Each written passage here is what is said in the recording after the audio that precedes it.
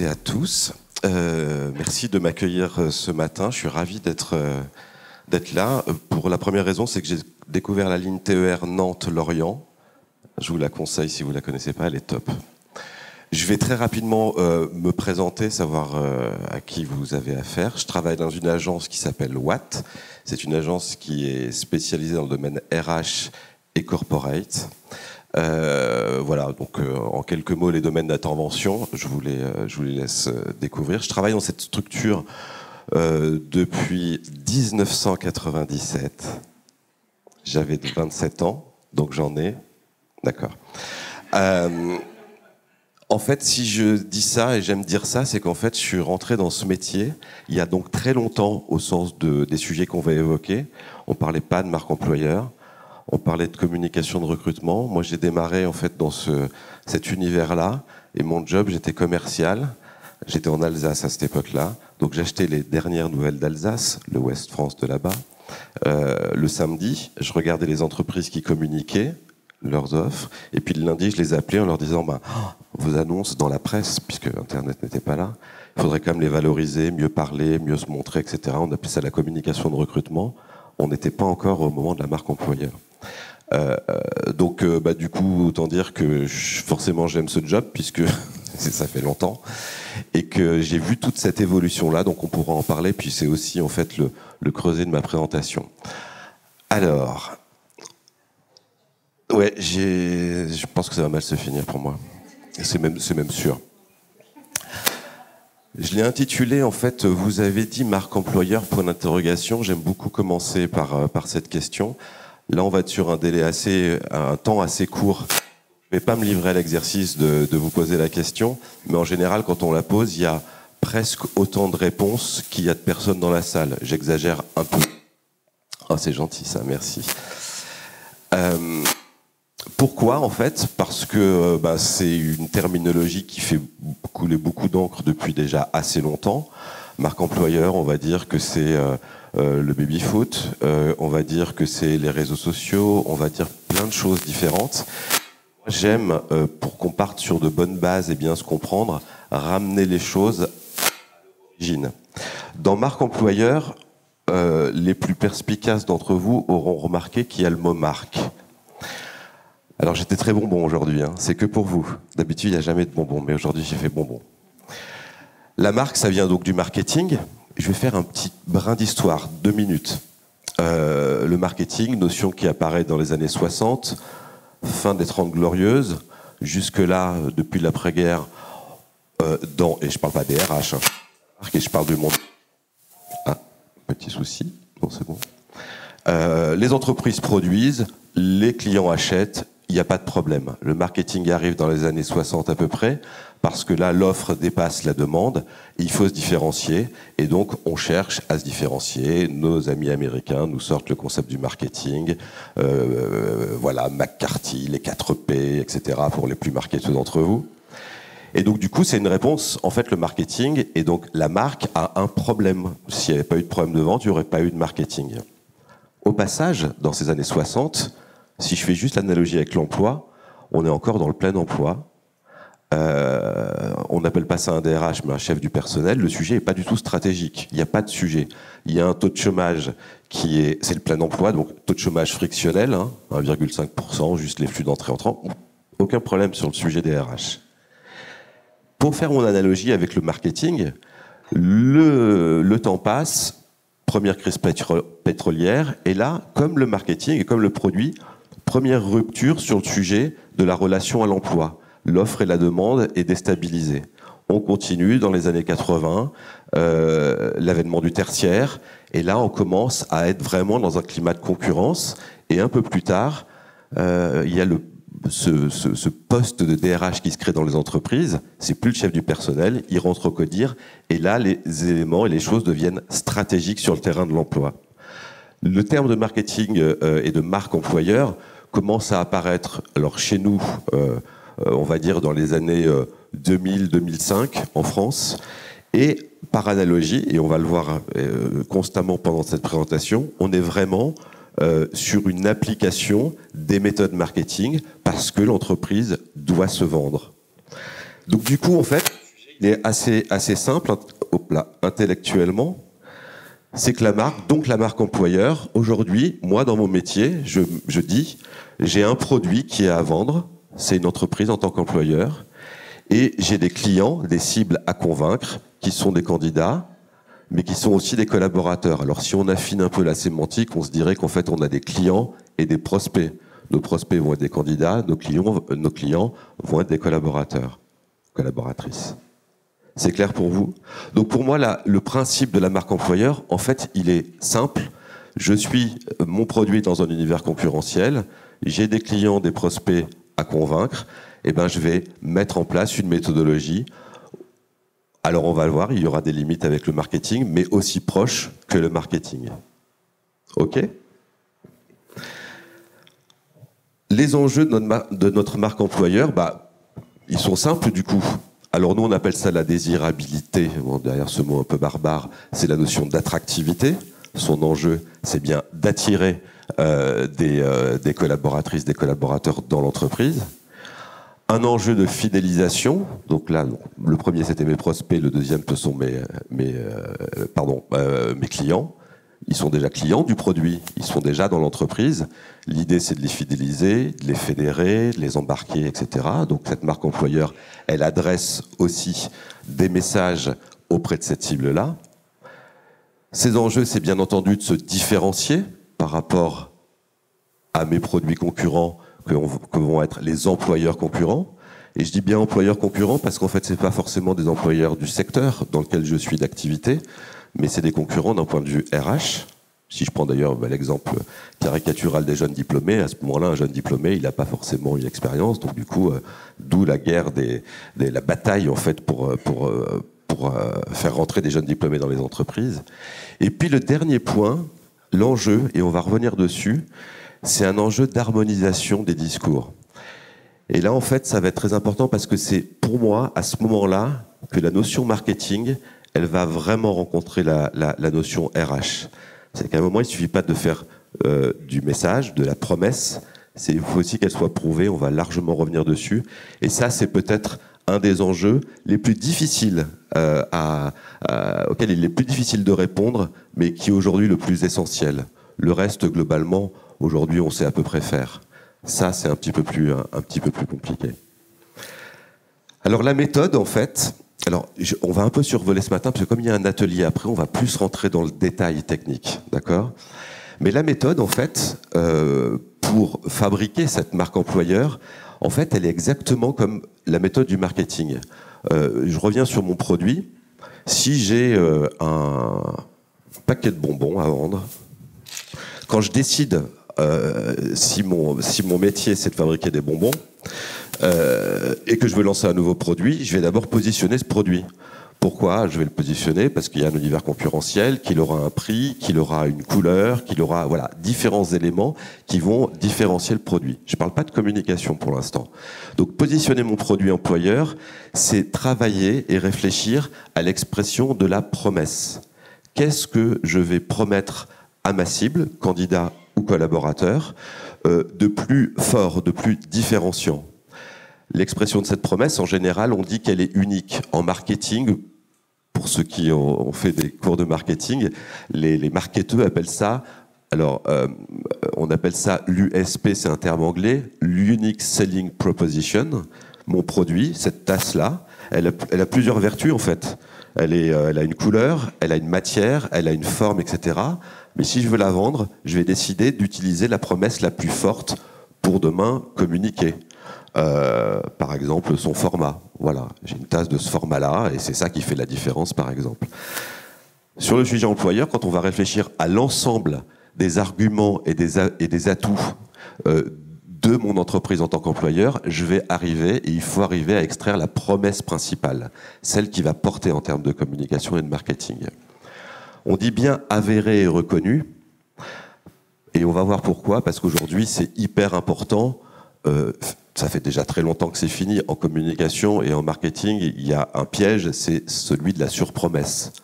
Voilà, facile de dire, de déclarer. Dans notre domaine particulier de l'emploi, et avec beaucoup et on va revenir dessus, d'éléments récents, et notamment les réseaux sociaux, etc., on ne peut pas se permettre de faire de la surpromesse. Ça n'a jamais été un bon conseil, mais encore moins que jamais. Avéré en interne comme en externe. Donc en fait, l'idée, c'est de travailler ce positionnement, et se traduit comment quand on travaille ça? C'est qu'en fait, on écrit une promesse. On le verra tout à l'heure, j'ai un petit exemple à vous donner. Et une fois qu'on a travaillé, au fond, c'est le plus compliqué, c'est le plus introspectif. Ensuite, notre idée de marque, c'est uniquement l'expression, alors pardon pour le mot, il n'est pas très joli, mais c'est publicitaire, de communication, parce que c'est important, d'avoir cette valeur d'impact auprès de nos cibles, d'avoir un message qui donne envie. Donc du coup, en fait, là, on parle de territoire de communication, on parle de traduction créative, voilà, les mots, les images qui vont donner envie de « rejoignez-moi, chez moi c'est super ». Et puis je parle de prise de parole parce qu'on va voir aujourd'hui qu'il ne suffit pas simplement d'avoir une expression publicitaire, il faut qu'elle soit vraiment nourrie de beaucoup de vérité. D'accord? Donc la méthode, c'est le travail sur le positionnement, c'est ce qu'on verra dans l'atelier tout à l'heure. Et puis, pour bien se comprendre, la marque, c'est l'expression créative de ce positionnement. OK? On va aller voir un petit peu, bien entendu, puisque l'idée, c'est que cette marque, elle adresse une cible, donc des clients ou des prospects. C'est les évolutions, bien entendu, de ces cibles-là. La première évolution, ça ne va pas vous étonner, il y a beaucoup de littérature sur le sujet, c'est cette fameuse notion de quête du sens. Là, je vais parler un peu de la notion de RSE. La grande nouveauté des dernières années, et nous, dans notre métier, par exemple, juste petite parenthèse, moi, quand j'ai commencé dans ce métier-là, on partait d'un principe et on vendait nos prestations auprès des entreprises en disant on ne parle pas à un candidat comme on parle à un client. On ne va pas générer les mêmes arguments pour être attractif, pour donner à un candidat envie de venir qu'à un client. Ce qui était tout à fait vrai à l'époque, parce qu'en fait, on était sur des arguments qui étaient essentiellement des arguments d'ordre RH. Salaire, formation, métier, évolution, etc., etc. Donc c'était vrai. Donc on fabriquait même des sites internet qui étaient décorrélés, par exemple, des sites de l'entreprise, parce qu'on adressait un discours différent, parfois même une charte graphique différente. Bref, c'était en silo. Et puis le RSE est arrivé par là. Et aujourd'hui, quand on achète, vous et moi, en dehors des RH, un produit, moi j'aime bien les tennis Veja, par exemple. Je ne sais pas si vous voyez. Veja, pourquoi ces tennis? Parce qu'elles ne sont pas forcément hyper différentes dans leur forme des autres. Sauf qu'en fait, on nous raconte qu'elles sont fabriquées avec des matériaux 100% recyclables, etc. Blablabla. Donc bref, j'achète ça, mais j'achète ça pas que pour le produit lui-même, j'achète ça pour ce qu'on me raconte autour de vertueux. Aujourd'hui, chez les candidats dans l'emploi, c'est la même chose. On ne va pas acheter uniquement un job, on ne va pas acheter uniquement un salaire, on achète un écosystème d'ensemble. La quête du sens aujourd'hui, elle est très forte.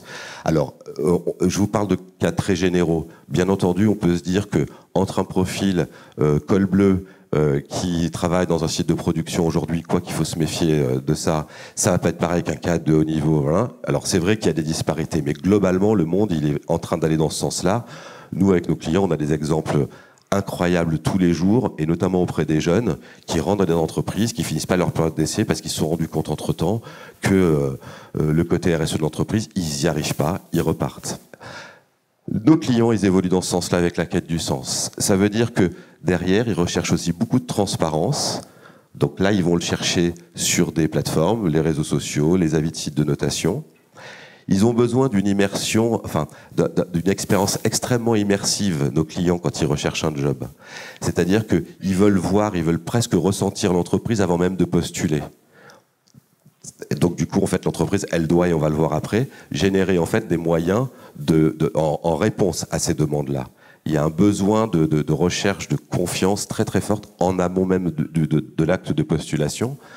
Et puis, besoin d'échange. Alors ça, c'est assez intéressant parce qu'en fait, aujourd'hui, en effet, 80% des rapports employeurs-employés ou candidats-employeurs se passent sur les réseaux sociaux et sur le digital, pardon, de manière générale.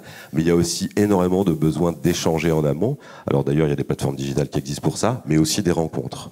Ça, c'est vraiment les points saillants, très généraux, qui vont dans le sens des évolutions de ces clients.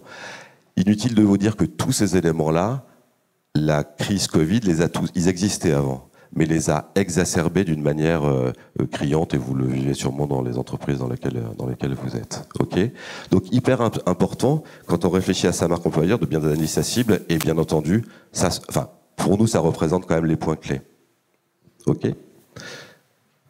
Je surveille la montre parce qu'il paraît que je suis bavard. Alors ça, je vous le livre parce que pour nous, c'est très intéressant. Je l'intitule Des clients comme les autres. Avant d'aborder le contenu de cette slide-là, si on fait une relation avec le marketing, et si on part du postulat que acheter un job, entre guillemets, est une recherche d'un produit ou un employeur produit impliquant, je mets de côté les courses au supermarché, mais par exemple, à Noël, j'ai envie d'acheter pour ma famille une télé 4K, alors je suis pas très fort, il y a peut-être 5K maintenant, je sais pas. Enfin bref, un truc impliquant, donc cher, et qui va concerner toute la famille. Qu'est-ce qu'on fait tous? Enfin, en tout cas moi, mais je pense que je suis pas le seul, je démarre ma recherche et je vais sur la barre Google, télé 4K, etc. Bon, voilà, je connais pas trop, et j'attends d'avoir au fond des réponses à ça. Je sais que les réponses que je vais avoir, ça va être des réponses de commerçants. Mais là, déjà, je me fais une petite liste. Tac, moi, ma génération, je vois la Fnac. Bon, bah voilà, moi, j'ai une relation historique personnelle avec la Fnac. Et puis, je sais qu'à la Fnac, il y a souvent le petit côté, le labo de la Fnac ou le lab de la Fnac qui, déjà, en fait, donne un peu des avis sur le produit. Donc, moi, je me sens bien là-dedans. Donc, je vais sur mon site de la Fnac et je vois des avis. Mais après, je me dis, attends, la Fnac, c'est quand même des commerçants. Et comme le produit est impliquant, qui va me coûter cher, je ne vais pas m'arrêter. Là, moi, je fais avis, télé 4K, Samsung, etc. Donc je vais chercher en fait de l'assurance ou de la réassurance par rapport à ce que je viens de voir. Et puis si tout ça se passe bien, globalement je suis en confiance, là je sors ma carte bleue et j'achète ce produit-là. Le candidat, lui, il fait exactement la même chose parce que c'est impliquant. La phase de recherche, 73% des candidats démarrent leur recherche d'emploi par la barre Google. 53% recherchent sur les sites emploi.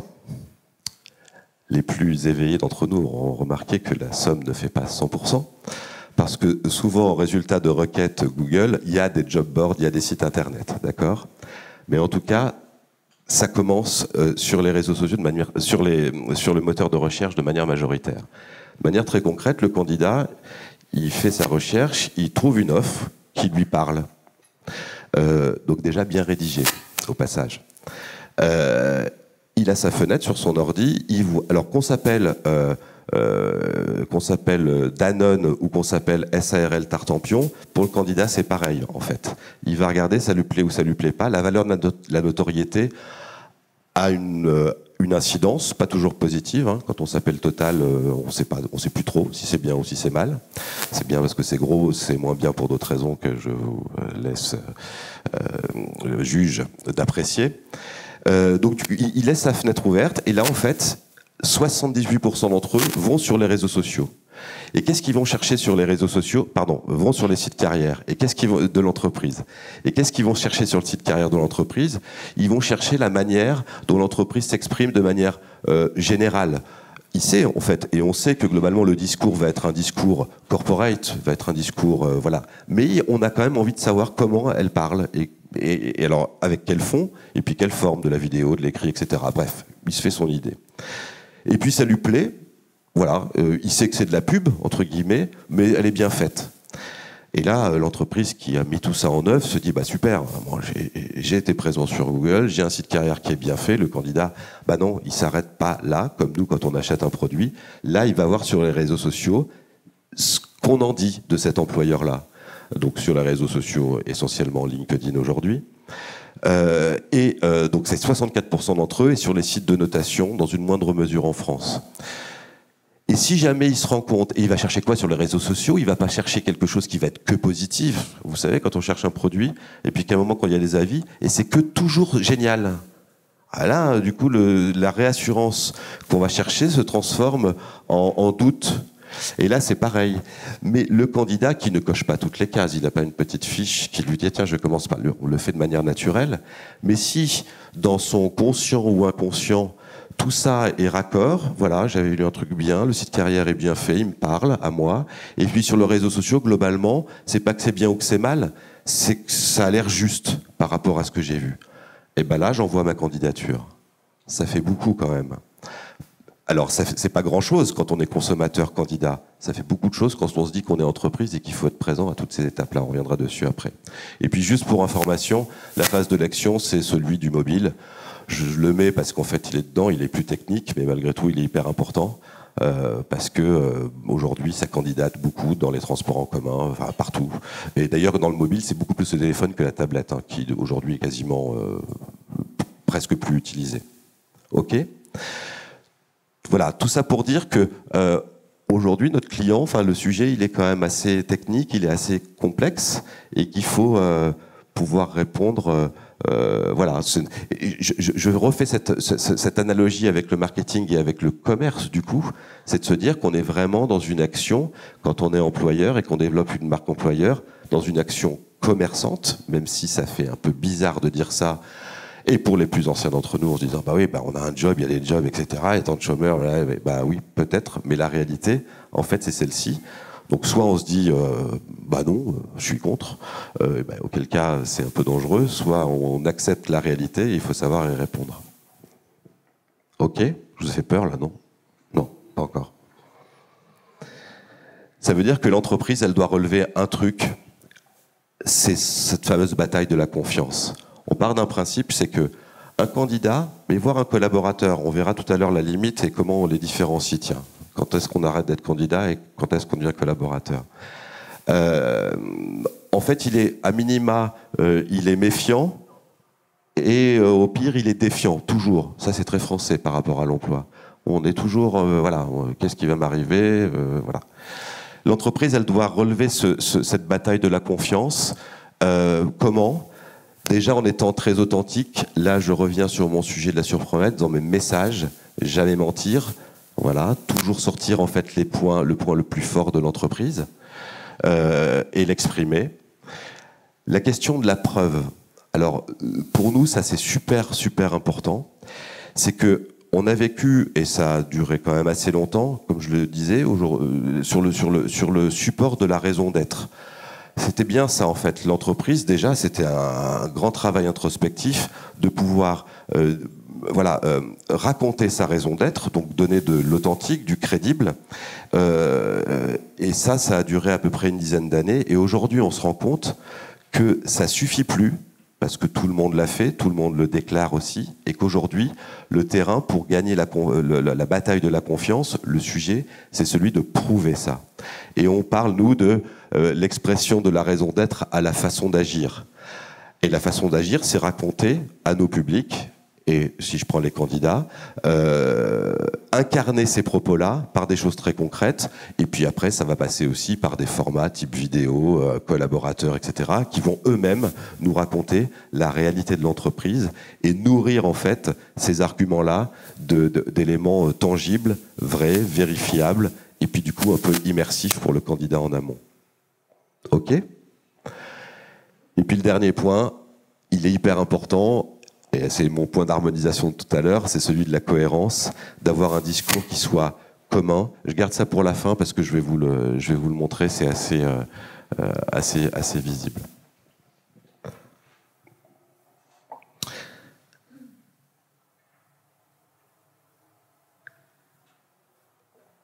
Le marketing RH ou la notion de marque employeur, moi je voudrais juste vous livrer cette réflexion, c'est sur les limites de cette notion.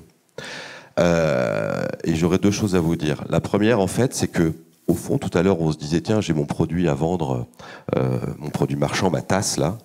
Au fond, ma tasse, si demain je suis pas content, et que mon positionnement, il a évolué, ma concurrence, elle évolue, etc., bah, je peux changer sa forme sur la ligne de production, je peux changer sa couleur, je peux changer la anse, etc.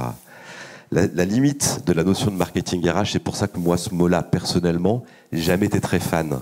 Parce que du coup, en fait, si on prend vraiment marketing au sens de son origine, comme je l'évoquais tout à l'heure, voilà, on peut pas changer tous les éléments de la recette d'un employeur. Pas possible. Sa culture, son patron, enfin on peut le changer, mais c'est un peu plus compliqué, son histoire, sa géographie.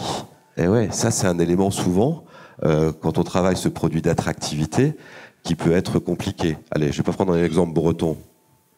Je travaille avec Fleury-Michon. Fleury-Michon, c'est, je ne sais pas si certains d'entre vous connaissent, enfin connaissent Fleury-Michon évidemment, pardon, mais sa situation géographique, c'est à Pouzauges. Là, on est dans le Haut-Vendée, au milieu de rien, loin de la mer, et dans un village, enfin, dans un bourg. Et Fleury-Michon, eux, dans leur logique d'attractivité et dans leur profil, c'est des cadres de l'agroalimentaire, parce que c'est une entreprise quand même très nationale, etc., qui souvent sont en région parisienne. D'accord. Et ben c'est un vrai sujet. Et là, marketing RH, piout, moi je ne le change pas mon produit. Hein, voilà. Même si, depuis quelques années, par exemple, Fleury-Michon a décidé de délocaliser sa DSI à Nantes. Donc ils ont un peu joué sur la recette quand même, parce que ça devenait trop compliqué, et l'enjeu stratégique était tel qu'il fallait agir. La géographie, il y a un petit truc aussi qui est passé par là, ça s'appelle le Covid, avec la conséquence du télétravail. J'ai lu un article l'autre jour que j'ai trouvé absolument génial, qui disait qu'aujourd'hui on passait d'une unité de sens, d'une unité de lieu à une unité de sens dans les entreprises. Je vous donne un exemple d'un truc vécu aussi par rapport à ça, d'une entreprise qui basée en Bretagne, qui traditionnellement recrutait beaucoup de profils parisiens et avait beaucoup de mal. Et puis en fait pendant le premier confinement, donc profil cadre de haut niveau, j'allais dire, premier confinement super, ils ont capté en 3 mois plus de candidats et donc de collaborateurs qu'ils n'en ont jamais capté depuis 10 ans, parce que tous les Parisiens et les Franciliens voulaient partir. Donc ils étaient super contents. Deuxième confinement, toutes les entreprises parisiennes qui se sont vues piquer beaucoup de talents, on va dire, pendant cette période-là, il y a eu le même effet. Des gens qui venaient chez eux en disant écoutez, je pose madame, je peux plus Paris, etc. Attends, non. Je sais, parce que vous avez réfléchi, les entreprises en face. Non, tu vas partir où tu veux, tu vas partir en Bretagne, tu vas partir dans le Var, sauf que tu vas continuer à bosser pour nous, avec ton salaire de Parisien au passage, ça c'est gratuit. Voilà, donc en fait, il y a quand même des petits éléments qui peuvent modifier cette recette avec l'évolution des choses. Mais fondamentalement, peut-on parler de marketing RH? Alors c'est un truc d'un gars qui dort pas la nuit, qui vous dit ça. Mais malgré tout, et qui réfléchit à ça beaucoup. C'est un peu de la limite. Et puis, marketing RH, la grosse différence aussi, c'est qu'on est dans un choix bilatéral. Quand je vends ma tasse, je me moque du profil du client qui me l'achète, on est d'accord, hein, j'encaisse. Là, c'est pas pareil. C'est-à-dire qu'employeur, même si en ce moment c'est difficile et parfois, mais on choisit quand même notre client ou notre prospect. Donc c'est aussi un peu la limite du concept. Et puis, j'ai envie de vous parler d'une chose que je n'avais pas écrite, qui est, pour certains, la limite de la notion même, justement, de marque employeur. Je vous livre un exemple. On travaille avec un client qui s'appelle la Maïf. Alors oui, qui a la chance d'être une marque très singulière, d'abord très connue, et puis sur des codes d'image très singuliers, n'est-ce pas? Et la Maïf, en fait, ils sont venus nous voir c'était pendant le premier confinement, enfin peu importe, il y a 2 ans, pour refaire en fait toute la rédaction de leur site carrière. Et dans leur brief, c'est la première fois que je voyais ça, et moi ça m'a bousculé, je trouvais ça génial, en disant on veut plus entendre parler de marque employeur. Nous, on a une marque, et qui a des attributs qu'ils nous décrivaient et qu'on peut connaître.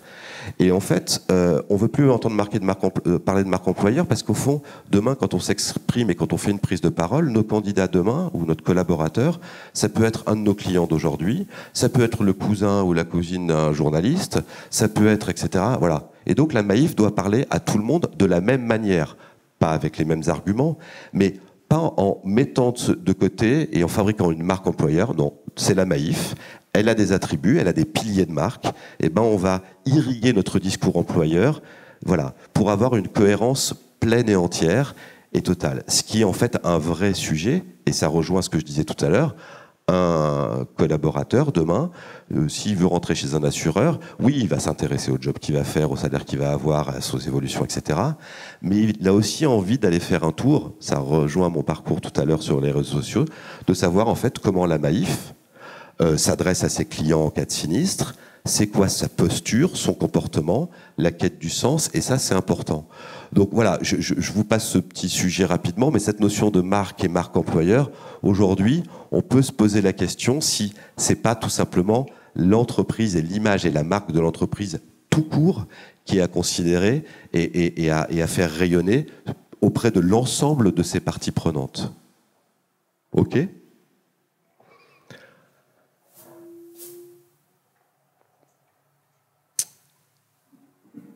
Je suis dans les temps là, ouais. Donc, en pratique, j'essaie de faire un grand résumé en fait de ce qu'on s'est dit là. À droite, on imagine que ce sont les entreprises concurrentes. À gauche, ce sont nos cibles. D'accord ? Le premier job, c'est justement de ressortir du lot et de faire en sorte que mon produit, par rapport à la promesse que j'aurais travaillée, en fait, soit différent de la concurrence. Donc, ça, c'est le job de fond lié à la notion de marque employeur qu'on va aborder dans l'atelier tout à l'heure. Travail important. Une fois que cette marque-là ou cette promesse, elle a été exprimée, elle a été concrètement écrite, il s'agit en fait de pouvoir toucher ces cibles.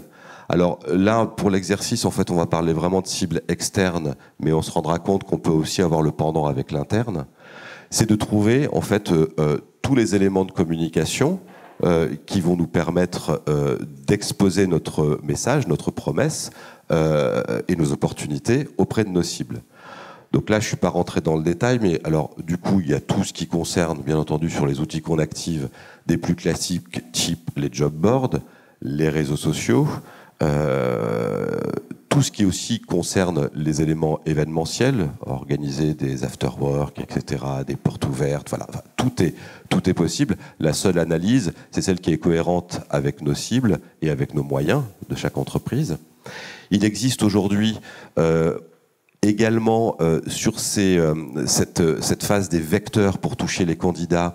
Alors, dans le monde des RH, on a toujours à peu près 4-5 ans de retard avec le monde marchand dans tout ce qu'on utilise, avec le marketing classique. Ça, c'est la vie. Peut-être que ça réfère au marketing de l'époque des années 60, un peu plus tard. Ouais, on est toujours en retard. Et en ce moment se développe justement ce qui existe déjà depuis quelques années dans le monde de la vente, du business, du marketing. C'est toute l'intelligence artificielle, donc les notions de programmatique, etc., qui, par des algorithmes, permettent de pouvoir toucher des profils qu'on a déterminés, donc de métiers, d'âge, etc., pour leur envoyer des messages accessibles sur Internet. Enfin, gros, tout ce qu'on vit, vous et moi, dès qu'on se connecte pour acheter un produit et quand on nous en relance pendant 15 jours après, aujourd'hui, dans l'univers RH, ça existe. D'accord ? Et c'est en train, d'ailleurs, d'être un vrai tournant dans ce métier-là. Bref, j'ai fabriqué ma marque employeur. J'ai fait une belle promesse que je sais bien d'ailleurs décliner dans la rédaction d'une annonce, au passage. Alors nous, ce qu'on constate, je fais encore une parenthèse, ce qui est très drôle, c'est que quand on accompagne les entreprises, beaucoup d'investissements, en termes même pour nous de prestat d'externalisation sur fabriquer la marque employeur, qui se fabrique aussi beaucoup en co-construction avec les collaborateurs, etc. Et puis l'annonce de recrutement, qui est quand même un peu, moi je dis souvent, la tête de gondole de la marque employeur, voilà. Et ben là, parce qu'on l'a fait hyper vite, je te prends la fiche de poste, je t'enlève les bullet points, je te mets le truc, et pouf, je te balance ça. Et là, l'investissement en ressources financièrement qui a été fait en amont, pouf, voilà. C'est-à-dire que dans mon parcours candidat tout à l'heure, je recherche sur Google, je tombe sur une annonce, et ben si jamais elle est mal faite, mais tout s'écroule. Donc l'annonce, c'est pas le plus facile à travailler parce que c'est un format court, etc., mais c'est extrêmement important. J'ai fait une belle annonce, j'ai utilisé les leviers, et donc j'ai déclenché l'envie, l'intérêt, j'ai suscité l'intérêt d'un candidat ou de candidats. Et puis là, je retourne sur mon parcours de tout à l'heure. Je suis candidat, je vais sur le site carrière, il est bien fait. Je me réassure sur les réseaux sociaux. Ah ouais, ok, c'est raccord. Et puis là, je candidate, enfin je reviens sur le site carrière, j'y reste, ou sur le job board, peu importe, et je transmets ma candidature. Mais c'est gagné. Ça y est. Il est là. Et il est là. Donc ça, c'est le travail, en gros, je la fais un peu courte, de la com, même si la com est dans certaines entreprises, c'est la com de la DRH, etc. Mais bref, c'est un travail de communicant, analytique, mon message, mon dispositif, ma mécanique, etc. Et puis là, le candidat, c'est quoi en fait? C'est quelqu'un qui en a un, je le sélectionne, et là, je l'appelle pour un entretien. Premier entretien de recrutement, pas toujours, mais si l'entreprise y a pensé, alors déjà ça se passe souvent, alors je prends cet exemple-là, avec des recruteurs, donc avec des RH. D'accord ? Le cas idéal déjà, c'est que nos RH, là, qui sont souvent sur le terrain, etc., on ait pensé juste à les briefer de ce qui s'est passé avant. C'est-à-dire que c'est quoi les éléments d'argumentation qui ont donné à notre candidat envie de postuler ? Parce que, je sais pas, chez nous, c'est, allez, ma promesse, c'est l'évolution. Je le prends au hasard, c'est un peu basique, mais tant pis. C'est l'évolution. Et puis là, super, on a bien pensé à briefer les RH. Et donc, du coup, pendant l'entretien, ils vont avoir les éléments de langage, de réassurance. Et voilà, et le candidat, tout ça, c'est raccord. Ce qui m'a donné envie de venir, ça se concrétise, sachant que plus on avance, plus le candidat est dans la vivraie. Donc il est moins dans la pub, il le sait très bien, et on le sait tous très bien, on est tous candidats. Hein. Donc ok, ça se passe bien. Deuxième entretien, là c'est plus avec les RH, c'est avec les opérationnels, on va dire managers, futurs chefs, etc. Et là, 99 fois sur 100, eux, on leur a rien dit.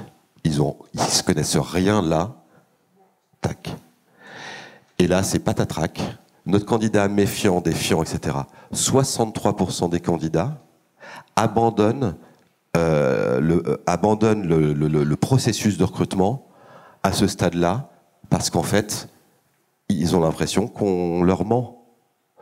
Et c'est pas qu'on leur ment vraiment, c'est qu'en fait, c'est pas exprimé.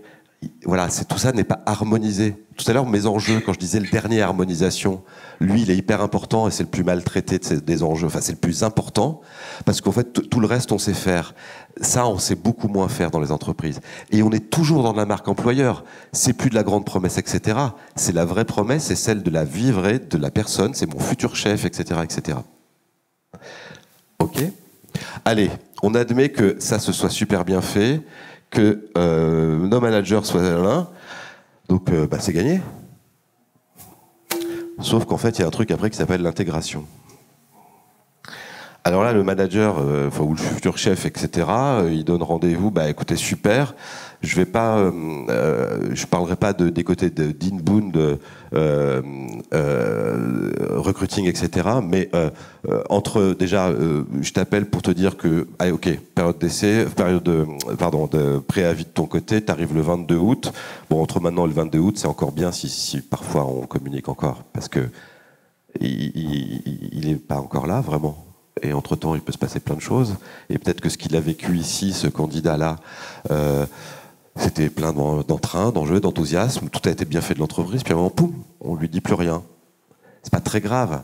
Mais aujourd'hui, c'est un peu grave quand même. Bref, il arrive, et là, on l'intègre, et on lui donne rendez-vous tel jour, telle heure, etc.